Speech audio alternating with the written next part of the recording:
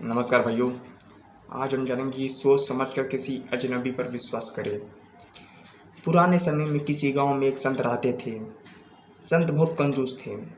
वे गांव के मंदिर में पूजा पाठ कराते थे। गांव के लोग से यह बात जानते थे कि संत कंजूस हैं, लेकिन फिर भी उनकी बहुत इज्जत करते थे। समय समय पर गांव के लोग संत को दान दक्षिणा भी देते थे। कभी अनाज, कपड़े आदि चीज़ें भी पेट में देते थे। संत अकेले थे तो उनका ज़्यादा खर्चा भी नहीं था, इसलिए उनके पास बहुत सारा धन इकट्ठा हो गया। उन्होंने सभी कीमती चीज़ों को एक पोटला में बांध रखी थी।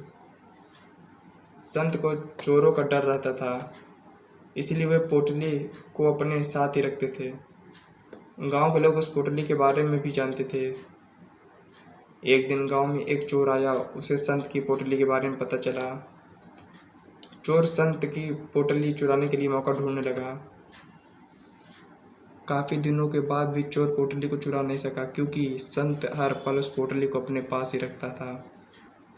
चोर ने बहुत सोचने के बाद योजना बनाई कि उसे संत के पास शिष्य बनकर रहना होगा और मौका मिलते ही पोटली चुरानी है। चोर वेश बदलकर संत के पास पहुंचा और संत की बहुत तारीफ की। उसने कहा कि वह संत के साथ रहकर पूजा पाठ करना सीखना चाहता है।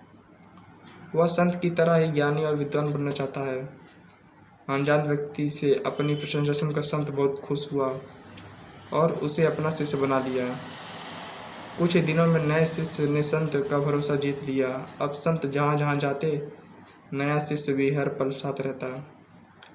मंदिर की साफ सफाई, संत के लिए खाने की व्यवस्था भी नया शिष्य ही कर रहा था। संत को उस पर बहुत भरोसा हो गया। एक दिन संत उसे लेकर नदी किनारे पहुँचे और अपनी पोटली निकाल कर रख दी और शिष्य से कहा कि मैं नदी में स्नान करके आता हूँ, तुम इस पोटली का ध्यान रखना। शिष्य के रूम में चोर इसी पल का इंतजार कर रहा था। जैसे ही संत नदी में उतरे, चोर धन की भरी पोटली लेकर भाग गया। दोस्तों, हम इस कहानी से यह सीखते हैं कि कभी भी किसी अनजान व्यक्ति पर तुरंत भरोसा नहीं करना चाहिए, वरना नुकसान हो जाता है। सोच समझ कर किसी अजनबी पर विश्वास करें।